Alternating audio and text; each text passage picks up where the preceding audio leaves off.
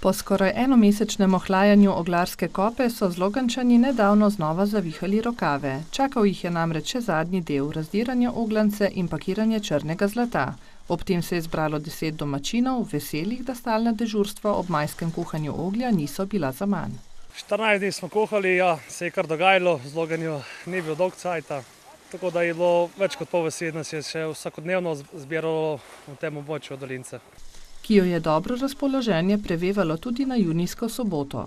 Prvo smo zemljo odgrnili, potem slamo in potem 2 sejalnice in smo začeli prebirati oglje od zemlje in drugih stvari. Z ogljem smo zadovoljni, približno dobre 2,5 tone smo ga skuhali.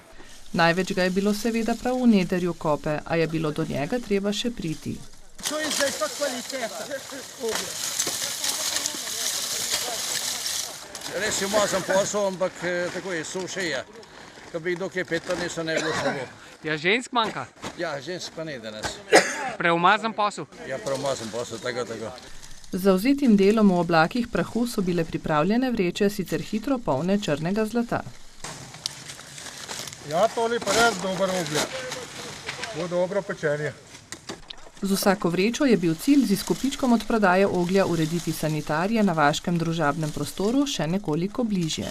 Danes smo bili v Krajini skupini, ko bomo v prijatelji, bo nas to veliko več. Takrat nismo tako črni, smo samo masneje. Tudi zaradi zadarka značilnih šaljivih dovtipov je delo še kanček hitreje minilo. Kade se, ampak bomo potrpeli. Bomo malo posplahnili, pa bo šlo ta trapel.